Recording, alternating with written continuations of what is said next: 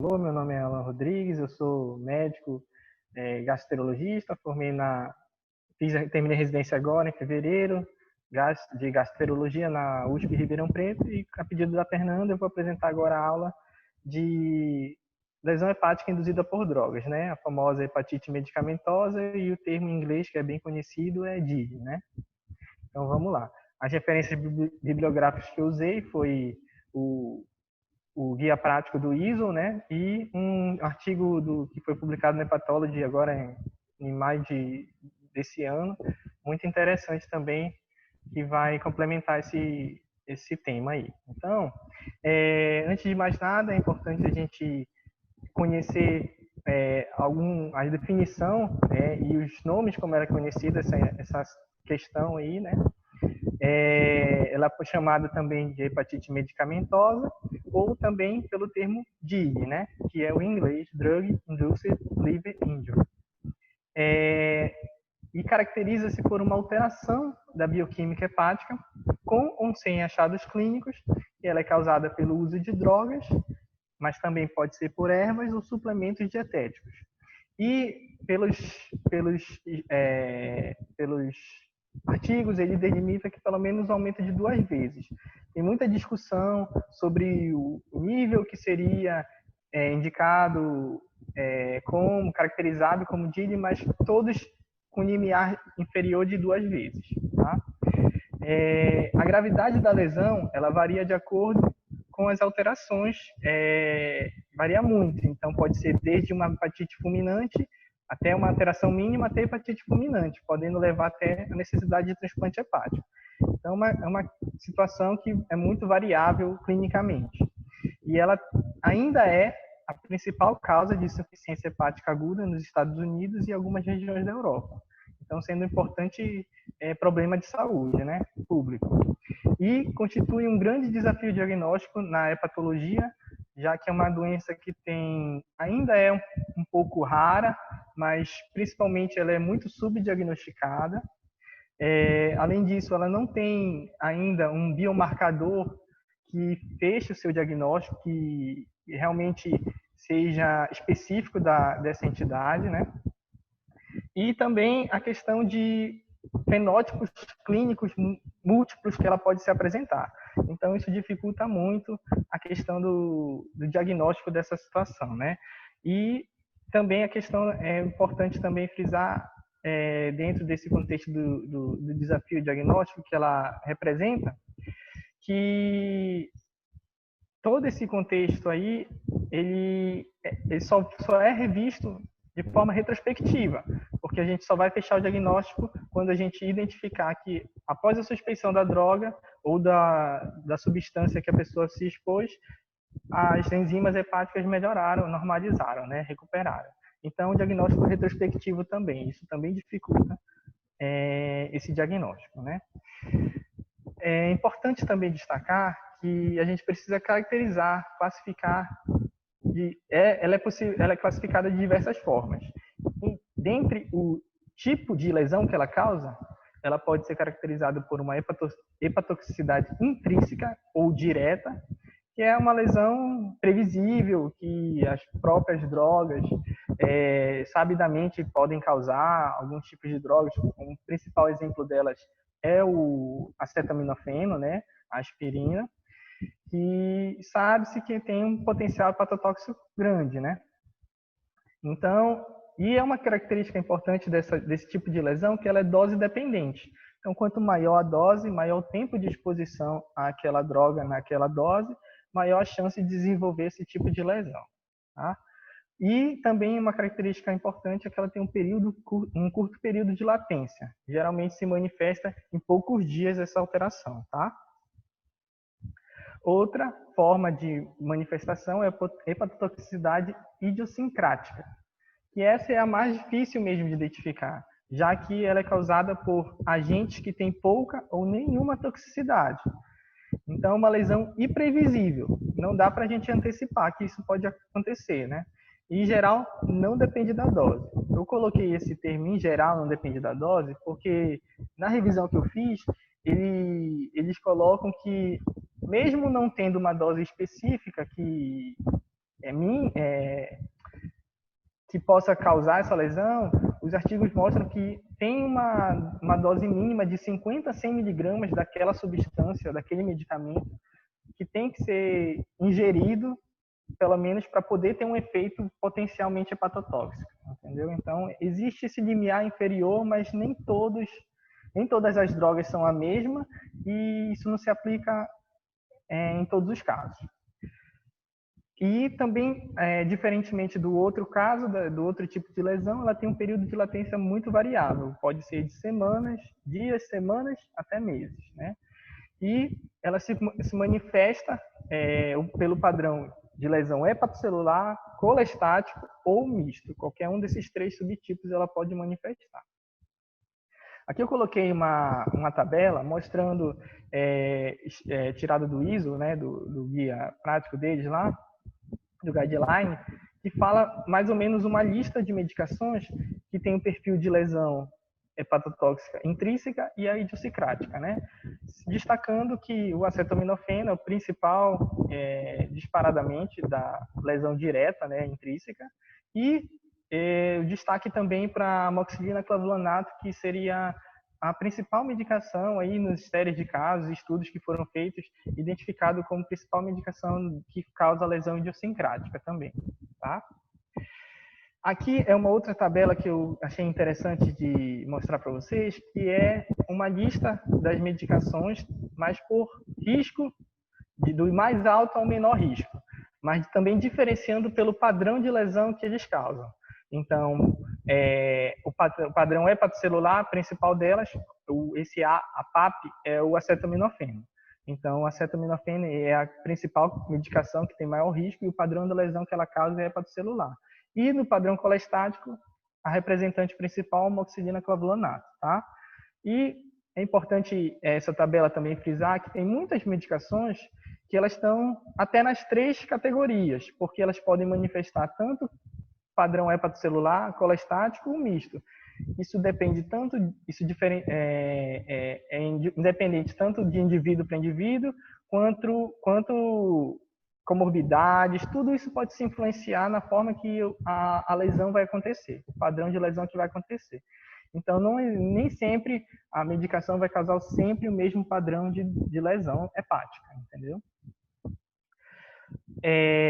Um outro dado que eu achei interessante, que eu queria mostrar para vocês também, que dentre as populações mundiais aí que foram estudadas, fizeram estudos de casos sobre DILI, as principais medicações na Espanha, Estados Unidos e Islândia foram os antibióticos, né?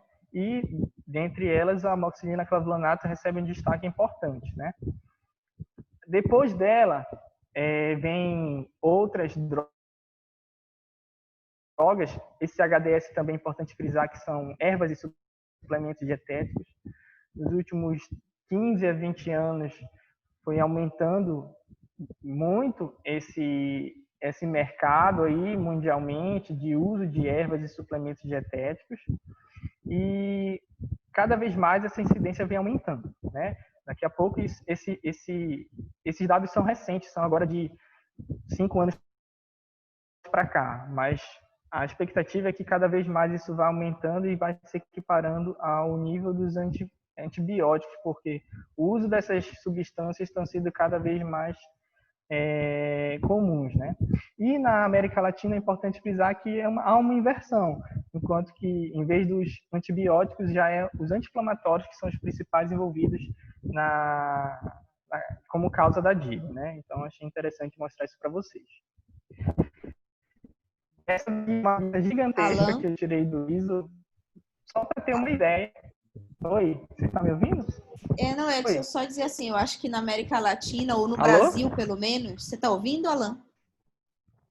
Alan? Estou ouvindo. Não, eu ia dizer, eu acho que, pelo menos no Brasil, e eu acho que na América Latina, acho que faz parte dessa automedicação para esse aumento tão importante aqui nos anti-inflamatórios, não é? Exato. Esse é um dado que, na nossa população, aqui na região da América Latina, é uma coisa muito comum, que Claro que nos outros países também tem, mas talvez isso seja uma coisa mais comportamental, cultural mesmo, de automedicação, Sim, que aqui a gente tem muito, né? sim, Exatamente. acho que por isso essa inversão aqui no nosso Exato, continente. sim, sim. É uma das hipóteses também, que pode Sim, explicar essa mudança, né? Então, assim, é uma lista dessas que eu botei aqui, que tem um monte de ervas que podem estar associadas à lesão hepática, tá? Não vem ao caso a gente ficar decorando isso, porque é uma coisa que a gente nunca vai conseguir contemplar tudo, né? Eu só queria destacar aqui a Camellia sinensis, que é extratos de chá verde, né? O chá verde é um chá muito importante, né, que a gente ouve por aí, que é muito usado para perda de peso, para questão de sintomas digestivos, melhora isso, então, e tem um potencial hepatotóxico comprovado já. Então, é uma coisa que a gente tem que se atentar. Muitos, aqui na nossa região amazônica, isso é muito comum, né? Os pacientes sempre perguntam: eu posso tomar chá de não sei o quê, chá disso, chá de aquilo. Então, a gente ter uma noção disso, às vezes, é importante para a gente orientar nossos pacientes, né? Dentre esses, eu acho que eu fiz uma revisão também, aproveitando esse tema, de um artigo que foi publicado esse ano, do hospital lá da Bahia, junto com um hospital na Espanha, que fizeram um levantamento de 23 casos nos últimos 40 anos de DID por suplementos e ervas. E foi identificado Herbalife como a principal, né? Isso eu acho que não é surpresa para muita gente, né? Que a gente já ouviu falar muitas vezes que esses suplementos da Herbalife podem causar. Foi a principal substância envolvida. Depois dela veio umas outras substâncias, mas a Camellia sinensis também estava envolvida. Então, eu acho que dentre essas chás, essas ervas, é importante lembrar dessa, tá bom? Então, assim, como eu tinha dito anteriormente, a dificuldade de diagnóstico dessa situação também influencia no registro de dados sobre ela. Então, é muito difícil a gente estimar quanto seria a incidência real de DID numa população geral. O que se sabe é que em estudos em países diferentes, ela teve cada uma incidência, que varia em torno de 10 a 20 casos por 100 mil habitantes por ano. Em estudos na Islândia foram 19, na França 14, na Coreia 12 e nos Estados Unidos 3 casos. É um pouco estranho esse dado dos Estados Unidos ter menos, mas às vezes é por questão de que na época foi muito tempo atrás isso daí e não tem esse diagnóstico muito bem, essa notificação muito bem registrada, eu acho, não sei. Bom, esse slide aqui é um slide talvez dos mais importantes da apresentação, que é uma forma que eu tentei sintetizar aqui, para não ficar muito extenso, apresentando todo o complexo de interação droga-hospedeiro que pode acontecer para o desenvolvimento desse tipo de lesão, né? Então, existem muitas características que têm que ser relacionadas entre si para manifestar esse tipo de lesão. Eu acho que no meu slide aqui está meio que cortando o final aqui, não sei se para você está aparecendo, mas tudo bem. Aqui tá sim. Então, está aparecendo direitinho? Tá. Ah, sim. Tá, então tá ótimo. Então, assim, a gente tem que considerar do ponto do lado esquerdo, nas propriedades das drogas, as características físico-químicas, farmacológicas e tóxicas dessa droga, além dos efeitos biofísicos que vai influenciar no hospedeiro, né? Com relação à lesão celular, a gente tem que considerar a dose dessa droga que a pessoa está ingerindo, a produção de metabólitos reativos e a eliminação da droga, né, a forma de eliminação, se é renal, se é hepática, a lipofilicidade, eu não lembro, não consigo falar direito, mas a lipofilidade da droga. Que isso interfere na produção de metabólitos reativos e a forma como essa droga vai ser eliminada, né? Drogas que têm uma lipofilidade muito grande, maior que 50%, ele diz, existe um maior risco de hepatotoxicidade. E drogas também que têm uma maior produção de metabólitos reativos ou pacientes que têm quadro mais de nutrição, alcoolismo, alguma outra comorbidade, que pode ter um tamponamento prejudicado desses metabólitos reativos, também tem um risco maior de hepatotoxicidade. Tá? Então, como é que se desenvolve essa cascata? Então, a droga tem as suas características, que vai causar respostas farmacológicas, e a forma como o hospedeiro vai responder a interagir com esses metabólitos da droga, que vai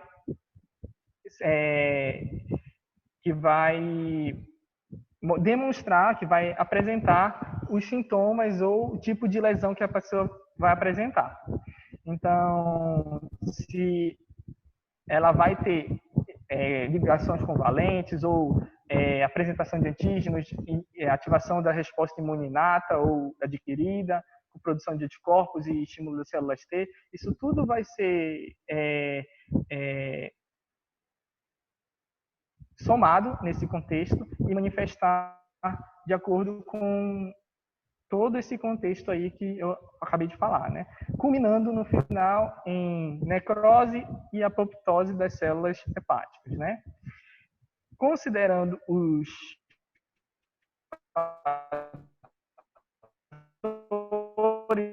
hospedeiros, a gente lembrar que tem variações genéticas, principalmente HLA, existem nos artigos, mostram que tem muitos tipos de HLA que reagem com drogas específicas que aumentam a suscetibilidade dos indivíduos. Como é uma coisa muito específica, que não é da nossa prática clínica, então acho que não vem ao caso a gente ficar discutindo isso.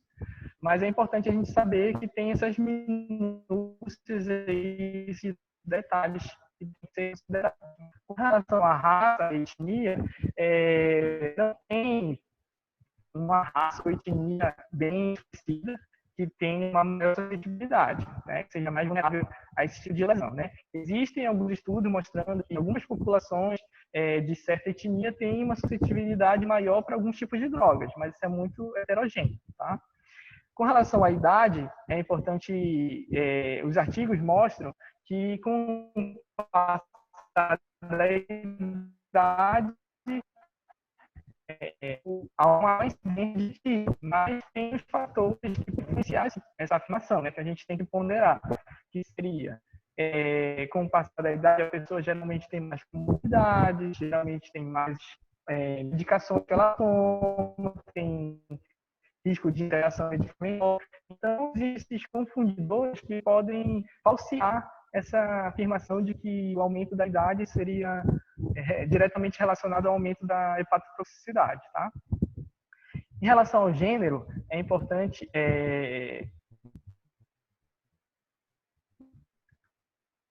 houve uma diferença no que mulheres serem mais suscetíveis a lesões hepáticas que os homens. Foi demonstrado em vários estudos. Então, há realmente uma suscetibilidade maior das mulheres, tá? Inclusive, mulheres em idade reprodutiva ou na gravidez, principalmente com medicações que só se usa na gravidez, né? Que também tem esse potencial hepatotóxico, como metildopa, hidralazina, também tem esse potencial e pode ocasionar lesões hepáticas durante a gestação, né? Com relação à nutrição, como eu tinha falado anteriormente, pacientes desnutridos ou que têm alcoolismo crônico tem que ter uma menor produção de glutatione, que é um fator importante no tamponamento desses reativos metabólicos, principalmente, por exemplo, no caso do acetaminofeno. Então, existe essa correlação muito comprovada e importante do paciente que tem o uso crônico de álcool e tem uma ingestão de acetaminofeno. Até em doses moderadas pode causar uma lesão hepática grave. Então, existe esse fator aí que é importante frisar, né? Com relação ao fumo, Tem alguma interferência, mas não está bem esclarecido, porque só alguns pacientes e algumas medicações que têm essa relação, né? O estilo de vida também é importante, no sentido de pacientes que fazem atividade física regular, que têm menos doenças metabólicas, tem uma menor incidência de lesões hepáticas também, tá? Menor chance de doença hepática gordurosa, então uma coisa leva a outra, né? Comorbidades também é importante, porque se tem outras doenças que podem afetar o fígado, que usam outros tipos de medicação, que interação medicamentosa, pode aumentar o risco de DIG, né? E a flora microbiota intestinal, que ainda é uma coisa muito experimental, ainda está em estudo, não tem nada muito comprovado, mas que pode ter algum fator aí que tem interferência nesse sentido, né?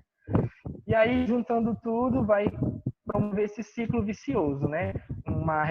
Um desencadeamento de uma resposta imune inflamatória, causando lesão tissular, reparo e perpetuando esse ciclo de resposta inflamatória, lesão tissular e reparo. Aí, sim, seria a patogênese de todo esse contexto aí, tá? Esse slide aqui de uma outra apresentação que é muito importante para a gente na prática, né?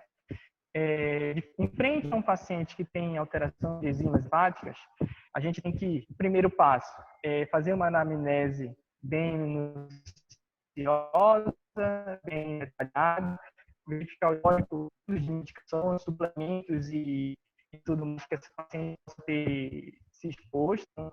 É muito importante, considerando esse diagnóstico, a gente ter esse cuidado, tá? Principalmente suplementos e chás, que é uma coisa que o paciente, quando ele pergunta sobre medicação, ele fala, como chá, como suplemento, porque ele não considera como medicação, né? Então, é importante a gente ser ativo nesse questionamento, né? Perguntar diretamente se usa ou nessas substâncias, quanto tempo usou, como usou, né? Tudo é importante para a gente fechar o diagnóstico e ter uma noção melhor do quadro que a gente está enfrentando, né? Oi, Alan. Um cálculo que desenvolveram... Alan? Oi, pode falar. Alan, não sei o que está acontecendo, se Oi, a minha tô internet... ouvindo. Oi, eu não sei se a minha internet ou a sua está muito ruim, seu áudio está cortando. Acho que é a dele, viu, Rafa? Cortando. Será que é o fone? Pode ser o fone, mas não parece. Parece Tá que cortando, é a rede mesmo. Agora Parece que é rede. Rede. Parece que é Eu rede. estou bem perto do modem aqui, então... Ou é o fone, ou é o fone. Estão me ouvindo bem? Sim, agora sim. Agora sim. Acho que sem Agora fone... sim. Pode ficar segurando o fone aqui, na dúvida, se for o fone, eu acho que não deve acontecer de novo. Beleza. Tá?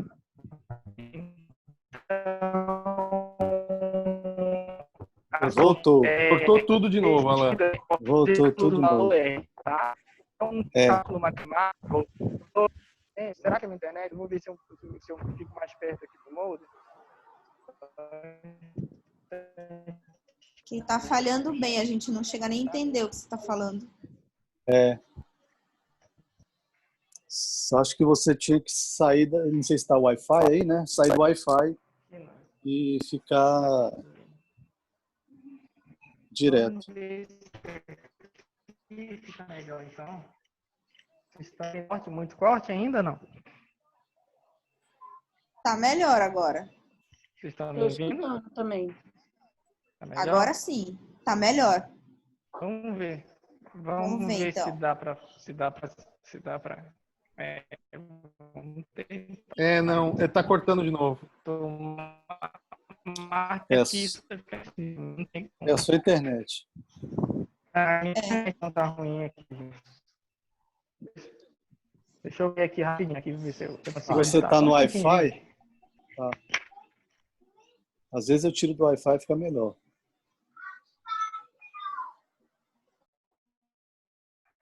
Gente, interrompendo aí, só um momento. Quando fala suplemento já que eu uso. Algum suplemento em especial ou suplemento de uma forma geral? Suplementos de uma forma assim, em Geral. Eu Tem, também concordo. Natália, é assim, o whey protein, que é o concentrado de caseína, não é hepatotóxico, tá?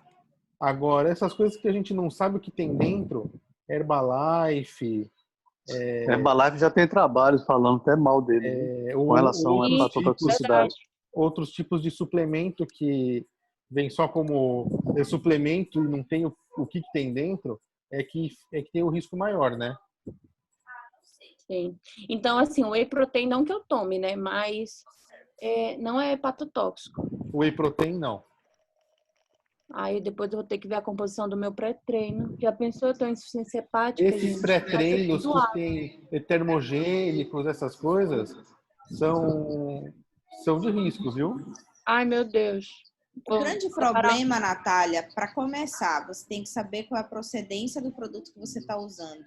Porque, por exemplo, tem muitos fitoterápicos que, aquele famoso chá emagrecedor, fitoterápico emagrecedor, quando leva no laboratório, normalmente tem anfetamina junto. Então, assim, não é a cáscara sagrada que faz a pessoa ficar sem fome. Você vai ver, tem anfetamina, tem remédio que tem até hormônio tiroidiano. Não, Deus o livre, mas esse não tem, não. Só tem umas coisas que eu não sei direito o que é. Isoleucina. Mas esse é ótimo, só tem um negócio que eu não sei direito o que é. E tem mas, outra assim, coisa, eles falam que tem algumas coisas, mas pode ter outras, né? Isso, por isso que eu falei de ver a procedência do que você está tomando. Vou ter que avaliar. Entendeu? Catuaba, minha filha. Come catuaba. Então, assim, procedência e tomar muito cuidado com, assim, não é o caso de tomar uma medicação, um negócio pré-treino, mas, assim, nesses fitoterápicos da vida, entendeu? Que é uma coisa muito comum na nossa região. Então, vai lá na farmácia, tem a cápsula de cáscara sagrada, assim, só tem nome de planta lá, mas você vai ver, tem vários remedinhos lá no meio que, na verdade, são esses que fazem para perder a fome, digamos. Tem hormônio tiroidiano, tem anfetamina, e aí vai ter... Saiu uma época no jornal, tinha uma quadrilha, né, vendendo esses remédios, tipo chá emagrecedor. Quando ia ver, estava sendo fabricado no quintal da casa, sem nenhuma higiene, e eles jogavam um monte de coisa, sibutramina. Isso é o que mais tem. Isso é isso que eu ia falar. Natália, se o pessoal falsifica medicação para câncer, Natália? Procede. Natália, eu conheço gente que montou uma fábrica de suplemento e fazia isso. Lá em São Paulo. Então, é o que mais tem. Então, realmente tem que tomar cuidado, entendeu? Porque esse que é o problema. Você compra, às vezes você paga caro, inclusive, tá achando que tá tomando um negócio de boa procedência e que só tem aquilo que está escrito e não está, entendeu? Isso é verdade. E aí, o Alan, tá por aí? Conseguiu gente, aí arrumar? Tentei mexer um pouquinho aqui, bora ver se melhora ou não. Agora tá bem melhor, viu, Alan? Tá bem melhor. Bora ver. Vamos tentar. Assim, só complementando aí que vocês falaram, eu acho que é muito disso, na verdade, a questão da mistura que eles fazem, eles não botam no rótulo o real substância que está no produto, né? E a questão da vigilância tem todo esse defeito. Quando é dietas com suplementos e ervas, não tem uma fiscalização adequada da Anvisa. Só acontece quando tu faz um medicamento. Então, é totalmente diferente esse rigor. Então, quando tem paciente compra essas fórmulas mágicas aí, sempre tem alguma substância aí escondida na formulação que está causando aí um efeito termogênico, alguma coisa aí, à base de anfetamina, geralmente, que eles usam mesmo. Até benzodiazepínico, anticonvulsivante, tudo que possa ter algum efeito anorético, de qualquer forma, eles usam, às vezes, misturado com um monte de coisa para poder conseguir. A pessoa acha que é milagroso porque é natural, né? Que está no rótulo que é natural, né? Acontece muito isso. Eu até ouvi desse caso que a Natália falou também, né? Que era, os caras faziam em casa, era uma coisa muito artesanal, bem preocupante aí. Teve muita sorte quem não teve problema com isso aí, né? Esse pessoal que é muito natureba, eles ficam falando, porque a indústria farmacêutica é isso, a indústria é aquilo. Mas a indústria de suplementos e produtos ditos naturais movimenta bilhões de dólares no mundo. É uma indústria gigantesca. É uma indústria então, de se fala, 107 bilhões de dólares ao ano. É uma coisa absurda. E aí a gente entende por que tem tanta fake news de saúde. Sim. Porque isso ajuda a vender essas coisas. Com certeza. E aí um outro dado que eu achei interessante, o Brasil, ele representa 1/3 disso. 34% do consumo é do Brasil. Então, tipo, 400 milhões, sei lá, 350 milhões É muita coisa. Ao ano. E o Brasil é um dos principais, né? O brasileiro adora uma fórmula mágica. Uma fórmula mágica. E ainda falando só mais uma coisa em relação a essas drogas. Principalmente essas drogas caseiras, as garrafadas, essas manipuladas que vende na farmácia, que o professor de educação física passa, não tem nenhum tipo de acompanhamento. Porque, por exemplo, quando você começa a fazer um tratamento para tuberculose, que tem um potencial de hepatotoxicidade, o médico está lá de olho nisso. Se você vai num dermatologista bom que te passa o Roacutan, ele sabe que existe a possibilidade de hepatotoxicidade, que é mais comum quando usa o Roacutan, não é? E aí um paciente que compra por conta própria uma caixa lá de cáscara sagrada na farmácia, ele só vai saber se ele ficar ictérico. Se não, ele vai estar com 1000 de enzimas, muitas vezes a gente sabe que não tem sintoma e esse paciente não tem nem ideia do que ele está passando. Ele só vai descobrir se ele tiver uma lesão mais grave, que tiver alguma repercussão clínica. Então, isso também é bem importante. Por isso que no consultório eu já tiro logo todos os chás. Que é para não ter risco. Na dúvida, né? Melhor. Na dúvida, eu mando tirar tudo. Falo assim, olha, nada de medicação fitoterápica. Porque as pessoas acham que porque é natural não faz mal. Não vai prejudicar, exatamente. Né? Maconha tá aí, é natural. Tem que ter lascado aí.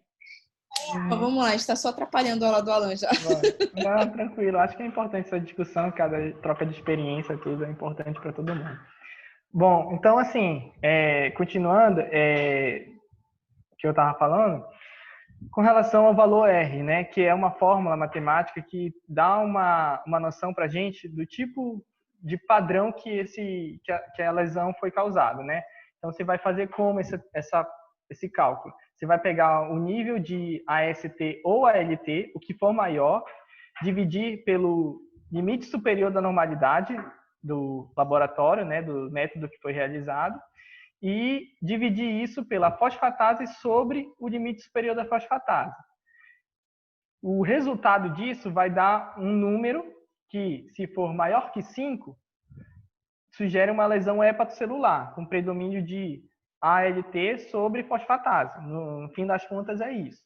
E aí, vai nortear a gente para considerar uma lesão predominante hepatocelular, e a gente tem que focar em doenças que causam esse perfil de lesão. Hepatites virais, tem que descartar, hepatite A, hepatite B, hepatite C, apesar de geralmente não causar lesão aguda nem nada, ser uma lesão crônica, mas entra também no diagnóstico diferencial. Hepatite autoimune é importante, né? Hepatite E também entra nesse diagnóstico diferencial, por mais que não seja comum a gente fazer muito testar, mas é importante lembrar, né? E um ultrassom de abdômen também é importante para a gente avaliar outros tipos de lesão, se o paciente não tem doença gordurosa, alguma outra coisa que pode estar relacionada, né? E também doenças metabólicas, né? E outros vírus que não hepatotrópicos, né? Então, CMV, Epstein-Barr, herpes, também é interessante fazer esse diagnóstico diferencial. Doença de Wilson tem que ser excluída também, hemocromatose, tudo isso que pode causar uma lesão hepatocelular, né? Isso Se não for identificada a causa, pode-se considerar a biópsia hepática, né, em último caso, para tentar esclarecer, ou se a lesão persistir por muito tempo, ou se causar uma disfunção hepática que deixe dúvida diagnóstica. A biópsia sempre é uma alternativa nesses casos, tá? Se o valor R ficar entre 2 menor que 2, ele vai ser um padrão mais colestático, porque a FA ela é maior do que a ST-ALT nesse caso. Então, a gente tem que focar em doenças que causam obstrução biliar, que causam colestase. O primeiro exame que a gente tem que fazer é a ultrassom de abdômen para avaliar se não tem algum cálculo, alguma obstrução ali, entendeu? Que é o principal diagnóstico diferencial nesses casos, né? E se o ultrassom não conseguir identificar nada, o próximo passo seria um exame mais detalhado de imagem, como a coluna de ressonância, uma CPRE, talvez, se for o caso, né? E também é importante descartar a CBP, né? Que também tem alterações de enzimas, um padrão mais canalicular, tá? Da mesma forma, em caso de dúvida diagnóstica, persistência do quadro por longo período, alteração de função, que leve à dúvida diagnóstica, a biópsia também é uma alternativa interessante nesses casos, né? Então, considerando tudo isso, se ficar entre os dois, né, entre 5 e 2, ela é considerada mista. Aí, o padrão vai ser pedir todos esses exames aí e ver para onde vai, né? Então, tem que pedir da mesma forma, tendendo um pouco mais para lesão hepatocelular, mas, de qualquer forma, é importante de descartar a causa colestática, tá? Uma ferramenta que é importante também nesse estudo que ele bota é o uso do site, né, que depois eu vou até mostrar para vocês, que é do LiverTox, que é um site do NIH, do Instituto de Saúde lá dos Estados Unidos, que ele tem um compilado gigantesco de todas as substâncias potencialmente hepatotóxicas. Qualquer droga, qualquer substância, erva, suplemento que vocês queiram, joga lá no site, ele vai dar todos os resultados lá de padrão de lesão, o tempo de exposição, todos os detalhes ele aborda lá. É um site muito interessante que faz todo esse apanhado aí sobre drogas que podem causar DILI, entendeu? E, no último caso, aí, discutir o caso com um especialista, entendeu? Para tentar esclarecer melhor aí, tá? Alan? Não, nada, te pergunto no final da aula. Tá bom, tá bom. Então, assim, em termos de questão do padrão de lesão, a lesão hepatocelular, ela é a mais comum e tem maior chance de evolução para grave, para transplante e tudo mais, tá? Então, geralmente acomete indivíduos mais jovens e... Deixa eu só minimizar aqui. Indivíduos mais jovens, tá? E tende a ser um pouquinho mais grave. 50% a 60% dos casos das lesões de DILI tem um padrão hepatocelular, tá? Eu destaquei aqui esse quadro de lesão hepatocelular com icterícia, que é um estudo que foi feito há muito tempo atrás, que ele chama de Reis Law, né? Que foi estudado por um Raymond Zimmerman, um cara famoso lá em 1960, que conseguiu, num estudo com uns 140 pacientes, ele identificou que foram expostos a tratamento com isoniazida, e identificou que pacientes que tinham uma lesão hepatocelular e evoluíram com icterícia e tiveram uma lesão com aumento de 5 vezes de transaminases e pelo menos 2 vezes de bilirrubina, tiveram uma taxa de mortalidade de acima de 10%. Esse estudo foi um estudo marcante que até hoje é usado como parâmetro pela FDA, por exemplo, e por muitas e por outras também na Europa também tem, como parâmetro de classificação de drogas quanto ao seu potencial hepatotóxico. O que isso quer dizer? Drogas que apresentam esse padrão de lesão hepatocelular com elevação de transaminases acima de 5 e o paciente que evolui com bilirrubina total acima de 2 e icterícia, é uma droga que já tem que ser muito bem avaliada se ela vai ser liberada ou não devido ao seu potencial hepatotóxico, devido a esse estudo que foi feito porque ela tem uma taxa de mortalidade muito alta, esse perfil de lesão que o paciente desenvolve, entendeu? Então, é importante só para destacar isso aí. Já o padrão colestático, ela já tem uma forma de evolução mais lenta, tá? É diferente do padrão hepatocelular, que geralmente ela tende a ser um pouco mais grave, mas ela tende a resolver mais rápido, enquanto que o colestático, ela tende uma forma mais insidiosa, tá? A maioria desses casos de DILI, ele vai se resolver naturalmente, né? Ou com um tratamento de suporte só e tal, com retirada da medicação, mas 5 a 20% desses casos podem cronificar. Então, tem que ficar de olho aí, se suspeitar que pode ser um quadro de DILI, tem que retirar a medicação e ficar monitorando esse paciente, ver se essa lesão vai se normalizar ou ela vai se perpetuar, tá? E a biópsia hepática, como nos outros casos, como eu falei anteriormente, ela é indicada no caso de persistência do quadro e na caso de dúvida diagnóstica, para esclarecer melhor quanto à etiologia da lesão, tá? Então, assim, quando suspeitar, a gente tem que tentar fazer uma cronologia quanto ao início dos sintomas e a lesão, a manifestação da lesão hepática, né, aumento das enzimas hepáticas, não necessariamente o paciente vai ter sintomas, né, e que geralmente varia de 1 semana a 3 meses essa evolução, né. Também tem o fator da recuperação da injúria hepática, da lesão hepática após a suspeição da substância, né. E a recidiva do quadro quando da administração acidental da substância. Eu coloquei o acidental também propositalmente, porque nenhuma das sociedades recomenda o reteste, digamos assim, que ele fala, o rechallenge. Testar novamente, ver se a pessoa vai ter a lesão, porque é um risco muito aumentado de desnecessário e que você oferta ao paciente e pode evoluir para uma hepatite fulminante, uma lesão hepática mais grave, ou cronificar e causar malefício ao paciente. Então, não é recomendado o reteste dessa droga, mesmo que na suspeita de DILI por esse tipo de droga, tá? Mas sempre é importante descartar para fechar o diagnóstico, né? Dentro da investigação, você tem que investigar situações que são mais comuns, que são mais corriqueiras. Então, hepatites virais ou vírus não hepatotrópicos, abuso de álcool, paciente que tem hepatopatia prévia, obstrução biliar ou doenças autoimunes ou metabólicas. Então, diante desse contexto todo, preenchendo todos esses critérios, você pode considerar que um diagnóstico de DILI se o quadro for compatível, tá? Alan? Oi. Então, por exemplo, quando tu colocas aí que não é recomendado o reteste, quando eu estava na enfermaria de clínica médica, e a gente começava, por exemplo, tratamento para paciente de tuberculose. Aí alguns evoluíam com icterícia e elevação das enzimas hepáticas. Aí o que era feito? O medicamento ele era suspenso, o paciente melhorava e eu já vi ser reintroduzido.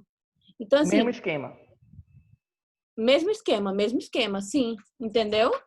Assim, não lembro do resultado final, para ser muito sincera. Mas isso é diferente de reteste, de rechallenge. O rechallenge é para assim, vou querer fechar o diagnóstico de uma DILI. Então eu vou expor o paciente de novo para ver se ele faz a lesão outra vez. Isso não. Exatamente isso. É isso que o Rafael falou mesmo. É como se você, nesse caso que você me expôs, o paciente tinha tuberculose e precisava tratar a tuberculose. O melhor tratamento era esse. Quando ele coloca a ideia do rechallenge, seria você dar um medicamento que não teria benefício nenhum para o paciente só para confirmar a sua hipótese, entendeu? Entendi. Tá bom, muito obrigada. Mas nesse contexto. E como a reação é idiosincrática, pode ser que a pessoa nunca mais tenha. É muito variável, exatamente, entendeu? Tem que ponderar isso aí, né? Mas ele coloca o rechallenge nesse contexto mesmo de só testar para ver se era aquilo, se era a medicação mesmo. Isso não é válido, entendeu? Não é recomendado, tá? Continuando aqui, como não tem todos esses critérios que eu falei, é um diagnóstico difícil de fechar, então desenvolveram algumas formas, algumas escalas que ajudam na prática clínica a se ter uma noção melhor, tentar classificar melhor a probabilidade de um paciente ter DILI ou não. A principal delas é essa RUCAM, né?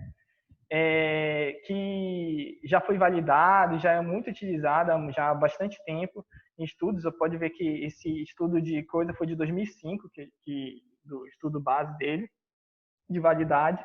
Então, já é uma escala que é bastante usada pelas sociedades para identificar. Então, você vai classificar de acordo com esses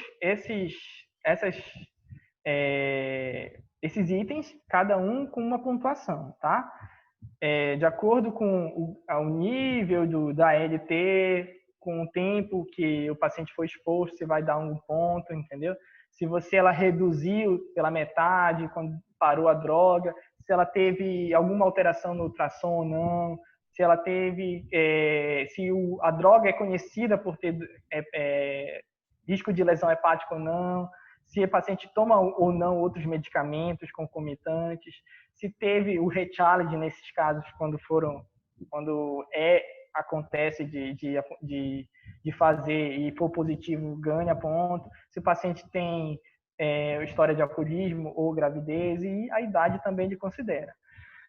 E aí você soma toda essa pontuação, né, e vê a probabilidade do paciente ter ou não um diagnóstico de DILI, né? Quando é mais que 8 é muito provável e quando é 0 é excluído, tá? É só para a gente ter uma ideia de que existem ferramentas para auxiliar a gente na interpretação desses casos, que é para tentar dar uma noção, facilitar a nossa prática diária, tá? E aí, para continuar falando um pouco, é importante a gente eu detalhar um pouco também que existem muitos fenótipos diferentes de apresentação desse tipo de lesão, né? Então, ela pode ser da forma clássica, pela lesão hepática direta com uma necrose hepática aguda, né? É o mecanismo mais comum, né? Ela tem relação, ocorre geralmente após o início da medicação, o aumento da dose, tá? Então, é o mais comum que a gente vê por aí. Tem uma elevação principalmente de enzimas aminotransferases, em detrimento da canalicular, da fosfatase. Geralmente tem um curso inocente, mas também pode evoluir para uma insuficiência hepática fulminante, né, hepatite fulminante. E geralmente se caracteriza por uma necrose centrolobular, panlobular em alguns casos, tá? Com pouco infiltrado inflamatório, mas necrose mesmo, tá? E o diagnóstico diferencial que é importante a gente identificar nesses casos é hepatite autoimune e hepatite virais, né? Em todo caso de elevação de transaminases, a gente tem que lembrar disso e sempre investigar, né? Os principais representantes de medicações e substâncias que causam esse perfil de lesão, o acetaminofeno, eu botei o AS aqui de novo, tá? O acetaminofeno, a amiodarona e algumas ervas também, tá? Existe também o fenótipo da hepatite colestática aguda, né? Que vai ter uma elevação predominante das enzimas canaliculares, às vezes com sintomas colestáticos, né? Pode ter prurido e tudo mais. E também pode ter lesão de colédoco ou em canalículos biliares, né? Isso pode ser desde a via biliar extrahepática quanto intrahepática, tá? Mas principalmente intrahepática, tá, gente? E ela geralmente ela tende a ser mais prolongada, né? Ela é autolimitada, mas demora mais, porque por ser uma lesão biliar, geralmente a recuperação ali é um pouco mais lenta do que a da hepatocelular, tá? E se realizar a biópsia no caso desses pacientes e identificar que teve uma perda dos ductos biliares, que eles falam que é a Vanishing Bile Duct Syndrome, né? A síndrome dos eu não lembro como é em português, dos desaparecimento dos ductos. Síndrome dos ductos biliares evanescentes. Isso. Que é a ductopenia.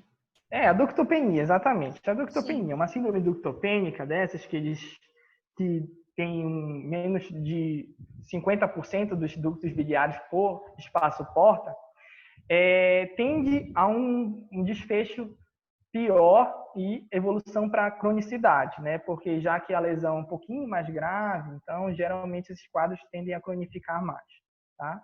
Mas isso só nos casos que é feita uma biópsia e é identificado essa redução de 50% dos ductos biliares por espaço porta, né? E os principais representantes desse perfil de lesão é o moxilina clavulanato, cefalosporinas, sulfonilureias, azathioprina, metimazol, tá? Tem muitos outros, tá, gente? Mas aí, para não ficar falando muito, eu botei só alguns principais, tá? Outro perfil que pode acontecer, outro fenótipo, é a esteatose, esteatohepatite aguda, né? Que é a famosa síndrome de Reye, que fala, é uma rápida evolução para insuficiência hepática e multiorgânica, com desenvolvimento de extensa esteatose microvesicular, principalmente por uso de salicilato, né, que é muito conhecido, e é caracterizada por uma toxicidade mitocondrial e falha no metabolismo aeróbico. Então, geralmente, ela cursa com acidose lática, hiperamonemia, hipoglicemia, edema cerebral, encefalopatia. É uma condição muito grave, tá? Uma emergência mesmo. E então, o perfil os representantes mais importantes é o AS, que é o mais conhecido, mas a amiodarona e o valproato também pode causar esse tipo de lesão, tá? Então, é importante ter em mente isso aí. Outro fenótipo que é importante também lembrar é que tem a própria DILI, ela pode mimetizar um quadro de hepatite autoimune. Não há diferenças clínicas ou sorológicas da hepatite autoimune idiopática. Ela pode mimetizar igualmente. E representa até 2 a 9% dos casos de hepatite autoimune, e 9% de todos os casos de DILI. Então, é com uma apresentação considerável. A biópsia e os testes genéticos são uma alternativa para diferenciação da hepatite autoimune da droga induzida. Que às vezes alguns achados na biópsia podem sugerir, e os testes genéticos, a identificação de alguns HLAs específicos, podem orientar a gente, nortear um pouco para identificar uma hepatite autoimune idiopática ou droga induzida, tá? Mas isso é um pouco fora da realidade, né? E o que principal que a gente vai identificar vai ser o tratamento, a corticoterapia, da mesma forma, é a mesma resposta que tem da hepatite autoimune para droga induzida, vai ter a mesma resposta, mas a diferença é que a hepatite autoimune, droga induzida, ela geralmente não recidiva após a suspensão da corticoterapia. Então, você identificou que o paciente teve uma hepatite autoimune, você vai suspender, se você suspeitar que foi DILI, você vai suspender a droga, fazer um curso de corticoide, normalizou as enzimas hepáticas, melhorou o quadro, você vai tentar desmamar esse corticoide. Da feita que você vai desmamando o corticoide, se ele recidivar, provavelmente era uma hepatite autoimune idiopática, porque a hepatite autoimune idiopática dificilmente se mantém estável, inativa, sem corticoterapia ou algum tratamento imunossupressor.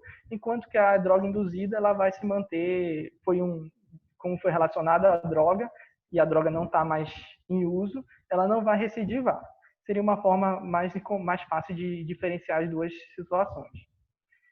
O representante mais comum é o diclofenaco, metildopa, a nitrofurantoína e as estatinas também entram nesse contexto. Tem também uma outra situação que é importante, que é a hepatotoxicidade induzida por imunoterapia. Hoje em dia, cada vez mais, é um tratamento que tem sido feito para o tratamento do câncer, né? Que são direcionados aí para ativar o sistema imunológico, a aumentar digamos assim, a tolerância às células cancerígenas, e ativando o sistema imunológico e destruindo as células cancerígenas. O problema é que isso tende, por ser uma ativação do sistema imune, pode deflagrar doenças autoimunes. Então, é importante a gente ter isso em mente, né? Ela pode se manifestar de uma forma precoce ou tardia, mas às vezes até depois do término do tratamento ela pode se manifestar. E varia de um padrão hepatocelular ao colestático, não tem uma regra, tá? Ela pode ser desde assintomática até uma insuficiência hepática aguda também, todo o espectro de manifestação clínica. E um achado interessante é que ela não apresenta a formação de autoanticorpos. Então, é uma forma de diferenciar se o paciente apresentar uma hepatotoxicidade e suspeitar se isso vai causar uma doença autoimune, se isso pode ser uma doença autoimune que esteja, digamos aí, subjacente, que estava escondida e não tinha se manifestado, e você dosa os anticorpos, antimúsculo liso, as imunoglobulinas, você vê que não tem aumento não tem essas alterações, e é uma forma de diferenciar essas entidades, tá? E também, assim como a doença autoimune, ela apresenta uma boa resposta à corticoterapia após a conclusão do tratamento e não se recidiva. Da mesma forma que a hepatite autoimune droga-induzida. Retirou a medicação, faz um corticoterapia, avalia, acompanha o paciente, desmama e tende a melhorar se for induzida por imunoterapia. Se for alguma coisa autoimune, vai se manter a lesão, entendeu?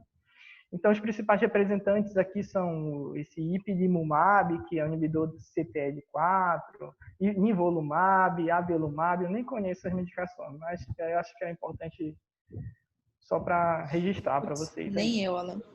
Pois é. Tá, vamos lá. Outra manifestação, outro fenótipo que é importante também é a síndrome de obstrução sinusoidal, que também é chamada de doença veno-oclusiva, né? Alguns conhecem dessa forma. Caracteriza-se por uma perda das células endoteliais intrasinusoidais, né? E decorre, assim, ocasiona uma obstrução do fluxo sanguíneo sinusoidal e dilatação desses sinusoides, né? Ela tem um tempo de manifestação aí de 1 a 3 semanas após exposição, geralmente cursa com dor abdominal, hepatomegalia e ascite, por causa dessa congestão hepática que é ocasionada por essa obstrução sinusoidal, né? As principais medicações que estão envolvidas nisso é a ciclofosfamida, o transplante de medula óssea, que pode causar essas reações, e alcaloide da pirrolizidina, que também está envolvida em muitas ervas de plantas e chás aí que pode ter essa substância aí. Então, um outro alerta aí que é para a gente ficar de olho, né, nesse perfil de lesão. A hiperplasia nodular regenerativa, né, ela é caracterizada por ser uma nodularidade difusa dentro do fígado, que os fígados se organizam em arranjos característicos, em que os hepatócitos hiperplásicos ficam no centro, rodeados por hepatócitos normais na periferia no nódulo. Isso acomete todo o fígado, geralmente. Pode evoluir para síndrome de hipertensão pulmonar, não, portal, desculpa. Pode evoluir para uma hipertensão portal, mas geralmente não ocorre, tá? E não tem alteração, não tem disfunção hepática. O hepatócito funciona normalmente. Então, não é uma hipertensão portal não cirrótica, se ocorrer. O quadro geralmente tem uma boa evolução com a retirada da medicação. Então, se aquela medicação que suspeita for retirada, só com a retirada tende a normalizar o quadro, tá? Então, não tem que iniciar tratamento específico. Se o paciente vir a desenvolver uma hipertensão portal secundária a essa hiperplasia nodular regenerativa, aí tem que fazer os cuidados, o screening de varizes e todo aquele cuidado que a gente já sabe, né? As principais são a azatioprina, oxaliplatina e ciclofosfamida também pode ocasionar esse tipo de lesão, tá? Existe também a colangite esclerosante secundária, tá? Ela, da mesma forma, é similar à colangite esclerosante primária, então não tem diferenças clínicas, histológicas ou radiológicas que a diferencia da mesma. A única coisa que diferencia as duas é o uso da medicação. Então, geralmente, o quadro da colangite esclerosante secundária a uma droga, ela vai melhorar lentamente após a suspensão da droga, tá? Um diagnóstico diferencial importante é pacientes que têm lesões isquêmicas pós-choque, pode dar também uma atrofia ali dos canais biliares e simular uma colangite esclerosante. Paciente pós-transplante hepático também, que pode dar uma atrofia ali dos ductos, né, que pode evoluir com esse tipo de lesão, e associado a HIV também, e IgG4 também, que eu não botei aí, mas também é interessante lembrar. E os principais representantes que causa esse tipo de lesão, a amiodarona, amoxicilina clavulanato, atorvastatina, gabapentina. Como vocês podem ver, a miodarona, a amoxicilina clavulanato, ela está envolvida em vários perfis de fenótipos diferentes. Então, não necessariamente cada paciente vai desenvolver da mesma forma, né? Então, por isso que dificulta muito o diagnóstico desse tipo de doença, de alteração, no caso. Tem também outro perfil, que é a hepatite granulomatosa, né? A presença, quando tem granulomas na biópsia hepática, geralmente não é bem visto pela imagem isso, é só na biópsia que a gente vai identificar. Representa 2,5% dos casos de hepatite granulomatosa, no caso induzida por drogas, né? Só 2,5%. As principais causas são infecciosas, como TB, fungos, esquistossomose, tem causas inflamatórias como a sarcoidose e imunológica como a CBP. Então, antes da gente considerar esse quadro clínico, aí, essa lesão por droga, a gente tem que descartar essas doenças que são muito mais comuns na nossa realidade, tá? E esse fica como diagnóstico de exclusão, tá? E aí os representantes desse tipo de lesão, o halopurinol, a fenitoína, a carbamazepina, metildol, tá? Outra interação importante são as lesões hepáticas tumorais, tá? Existe uma forte associação dos adenomas hepáticos com o uso dos contraceptivos orais, né? Principalmente aqueles que são compostos por estrógeno, tá? Os que são por progesterona isolada têm uma menor incidência, questiona-se se tem o mesmo efeito sobre os adenomas do que com estrógeno. Geralmente o do estrógeno é bem mais. Então, se mulher tem adenoma, geralmente é contraindicado o uso de qualquer contraceptivo, tá? E geralmente ela é muito maior, essa associação nas mulheres acima dos 30 anos e com acima de 2 anos de uso da medicação. Então, quanto mais tempo ela usar, maior a chance de aumento dos adenomas, de piora de formação dessas lesões, né? E geralmente a resolução também é mais lenta, se o tempo de uso da medicação é mais prolongado, está usando há muito tempo. E dependendo da característica, né, do tamanho, da localização, o número das lesões, também tem que ponderar o risco de sangramento ou malignização, está indicada a ressecção cirúrgica desses adenomas, tá? Também tem que lembrar que há uma associação do câncer hepático, colangiocarcinoma e CHC, principalmente CHC, com o uso de androgênios, com anabolizantes e tudo mais. É um fator de risco que não é tão importante, mas não vale a pena destacar, tá? E, de forma geral, depois de tudo isso que eu falei, assim, com relação a todas essas variantes clínicas que tem, o tratamento, tá? O tratamento não tem hoje nenhum medicamento que vá funcionar para qualquer tipo de DILI, né? Existem alguns que funcionam para quadros específicos, né? Causados por alguns fármacos, mas em geral, de forma padrão, o tratamento é a suspensão do fármaco hepatotóxico somente e o tratamento de suporte sintomáticos, tá? É importante que o paciente seja monitorado com exames clínicos, com avaliação clínica e laboratorial, até a recuperação, normalização desses exames, né? Que às vezes o paciente pode evoluir para uma disfunção mais grave, lesão, insuficiência hepática, então tem que ficar acompanhando, mesmo os quadros mais brandos, tem que ficar monitorando, né? E no caso, por exemplo, mais icônico desse perfil, né? A intoxicação por paracetamol, a N-acetilcisteína, ela está indicada. Já tem muitos estudos confirmando esse benefício da acetilcisteína, só que geralmente, quando é feito, tem que ser feito em altíssimas doses, endovenoso, é uma coisa assim que acaba que tem um efeito importante, mas a gente não vê muito, assim, na minha experiência, eu vi algumas vezes, mas nos outros casos de DILI, para o paracetamol ela tem uma aplicação bem válida, mas nos outros casos de DILI é uma interrogação. Preconiza-se, assim, recomenda-se considerar o uso nos casos que tem paciente com insuficiência hepática aguda, considerar o uso da acetilcisteína, mas não é regra, tá? E os glicocorticóides também podem ser usados nos casos, por exemplo, principalmente de hepatite autoimune, droga induzida, por imunoterapia, como eu falei, e por hipersensibilidade também. Então, em alguns casos refratários, é uma alternativa. Mas principalmente nessas 3 opções aí, que são indicações mais formais do uso de corticoides, né?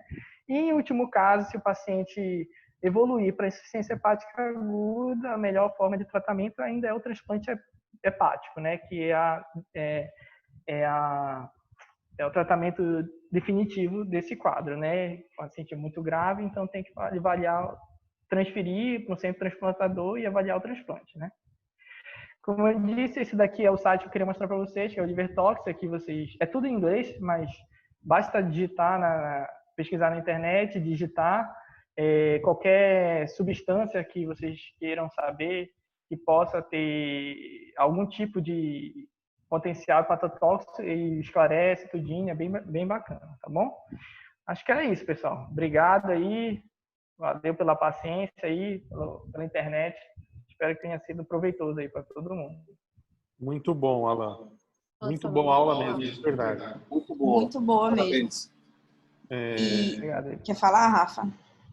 Eu vi alguns casos, inclusive de fulminante na residência e depois. O que eu mais vi foi estilatil, fenoxicam, alfa-benzopa e TB, né? E agora, aqui, tenho visto esses casos não de fulminante, mas de lesão aguda por uso de esquema RIP. Teve um caso na residência que foi por anabolizante de uso veterinário. Nossa. Nossa, veterinário. Um cara de Goiás Cavalo. tomou anabolizante de cavalo. Foi isso mesmo. O cara é um cavalo mesmo. E fulminou. É bem isso. Chegou a fazer o transplante, mas ele não resistiu. Não respondeu, né? Triste. Assim, é uma coisa do dia a dia, acho que é muito subdiagnosticada. A gente acaba vendo alguns casos de passar esses aumentos de enzima, que depois abaixa e a pessoa não sabe falar o que tomou, ou às vezes esconde que tomou alguma coisa, né? É muito comum. Então a gente precisa fazer uma anamnese minuciosa quando está investigando a elevação de enzimas, né? Até porque vocês viram que tem trocentas manifestações, né? Como o Alan pontuou, assim, tem diversas manifestações da hepatotoxicidade. Então, e uma coisa que o Rafael falou que é muito importante, a maioria dos pacientes não sabe dar uma informação muito correta para a gente. E se você demora, pode ter início até 3 meses, às vezes o paciente tomou essa medicação, acabou de tomar, não lembra. Assim, a automedicação é muito forte aqui, né? Isso é verdade, muito chato. Em dezembro, a gente mandou um caso lá pro Einstein, uma fulminante, e foi por chá. Ela tomava um monte de chá, a família não soube dizer o que era, ela já estava em encefalopatia, entubada, e ela foi para lá, não chegou fígado para ela e ela faleceu. 42 anos. Jovem demais. Teve uma outra que o Rafael também fez avaliação, acho que foi pro medicamento, eu acho, né? Se me falha a memória, que também foi pro Einstein também. Não, a Francisca foi por esquema RIP. Por esquema RIP. As transplantes que a gente mandou foram por DILI, uma fez o transplante e tá bem, a outra faleceu. Exatamente, é isso mesmo. Então, tem que ficar de olho mesmo, né? Fazer, como o Rafael falou, uma anamnese bem minuciosa, porque às vezes o paciente ou os familiares acham que essa medicação, como é natural, né? Então, se ele nem relata. Nem relata. Alan, eu sempre conto para os residentes, eu não sei se eu contei quando estava rodando com a gente, de uma paciente que acompanhava comigo por esteatose, e aí uma vez ela apareceu com 400 de enzima. Era uma pomada, né? Era uma pomada, gente. Era uma pomada fitoterápica que a mulher passava por causa do vitiligo. Comprou lá na Cheirosinha, lá no Exatamente. Então, uma coisa assim, foi...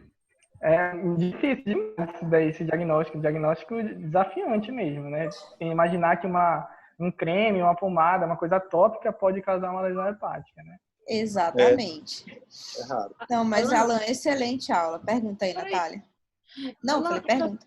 É aquela pergunta, eu só queria saber como é que faz aquele cálculo direito da avaliação do TGO sobre o limite superior à normalidade. Do valor R lá que eu estava explicando, para ver o padrão de celular, você vai fazer assim, você vai ver a AST ou a LT, a que for maior, você vai escolher, né? E aí você vai dividir pelo valor de referência do método, tá? Cada método tem um valor de referência diferente, 30, 40. Você vai pegar ali, porque você tem que ver quantas vezes aquela enzima está acima do valor de normalidade. Daquele laboratório, né? Isso, daquele laboratório. Digamos que a enzima a ALT é 200. E você tem o limite superior de 40. Você vai dividir 200 por 40, dá 5. Dá 5. Aí você vai botar isso no numerador. E aí depois você vai dividir pela fosfatase, pelo limite superior da fosfatase, da mesma forma. Você vai pegar o valor da fosfatase, que era 300, e digamos que o limite lá era 200.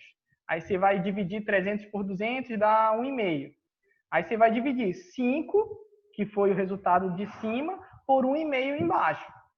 Ah, entendeu? Tá, entendi agora. Aí você vai ter o resultado, que vai ser 5 por 1,5, eu não sei quanto vai dar, mas vai dar entre 2 e 5.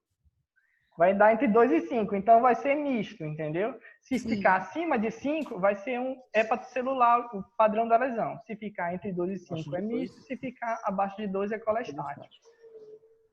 Entendi agora. Agora eu entendi. Muito obrigada. Beleza. Pessoal, tem alguma pergunta? Ciane, Daniele? Estão aí? Tô. Não, a minha dúvida é bem básica. Eu só queria saber, assim, para considerar o tempo de normalização e quando que eu vou dizer que ele é crônico. Se é, tipo, 6 meses, como as hepatites mesmo, virais. Em geral, assim, pelo ISO, que foi uma dos artigos que eu li, ele considera que quando o paciente já tem 2 meses de evolução do quadro, já pode considerar, mas em termos práticos, reais, é 6 meses, tá? Os outros artigos falavam todos 6 meses. Só pelo ISO que eu vi que ele considerava a partir de 2 meses já poderia pensar que o quadro... Porque assim, eu acho que ele quis dizer no sentido de que se o paciente não normalizou em 2 meses após a retirada do medicamento, a tendência é que essa lesão já deveria ter normalizado. Então, é porque ela está cronificando. Eu acho que foi nesse sentido que ele quis dizer. E não realmente de que a lesão está se mantendo. Mas formalmente é 6 meses, tá? 6 entendi. Meses de alteração para dizer que é crônico mesmo a lesão. Alan, manda os slides depois. Ficaram muito bons. Manda sim. Manda beleza. Sim. E a Dani gosta também. Pra gente fazer um print aqui pra... deixa eu soltar o cabelo. Gente, eu tô com a cara cebosa da Santa Casa o dia inteiro. Que é isso, menina? Agora eu sou uma blogueira, tenho que sair bonita, gente. De cabelo, Natália, você não existe. Eu tô arrepiada também, Natália. A Ciane vai abrir a câmera ou não? Não, mas a minha cara tá brilhando aqui já também, a testa tá brilhando aqui. Alan, que bom que você tá bem. Sua mãe tá bem também? Tá, graças a Deus, gente. Tá tudo bem por aqui. Que bom. Tô querendo voltar já tô agoniado de ficar em casa. Eu não tenho mais... Que bom, Mas ela teve Covid? Não. Vocês tiveram? Eu não. Tive. Tem um corpo fechado. Nossa, Rafael corpo fechado. Rafael é corpo fechado. Porque... Meu corpo foi bem aberto. Olha, eu tava todo dia vendo paciente de Covid, literalmente entupando e... Nossa, que incrível. Nada. Não, o doutor Rafael, ele tá andando na enfermaria doido pra pegar Covid. E eu não, o Rafa tá pra andar sem camisa no hospital. Não consegue. Pra pegar IgG. Olha, eu vou tirar eles já melhoraram. Graças a Deus. Olha pra câmera. Olha pra câmera. Pronto. Beleza. Não, pior que aqui em casa, Alan, nem nada a gente pegou, viu? Eu já tive uns 3 resfriados nesse período, mas eu colhi sorologia depois desses resfriados todos e não tive nada. Então, também. Mas até Também o cachorro fiz teve. sorologia, também deu negativo. E o Honório também. O Honório tá trabalhando na UTI, trabalhando na policlínica, em tudo que é coisa e não pegou porcaria também. nenhuma. Não pega nada. Isso é verdade. Corpo fechado. Nem o Covid me quer. Nem Covid quer. É tipo isso. Beleza, Então tá pessoal. bom, gente. Acho Alan, que podemos obrigado. Obrigada, encerrar. Valeu, Um abraço, bom ver maravilha. vocês aí. Grande abraço, viu? Obrigada, Obrigadão. gente. Foi muito Tchau, boa. Tchau. Boa Tchau, noite. tchau. Boa noite. Tchau. Boa noite.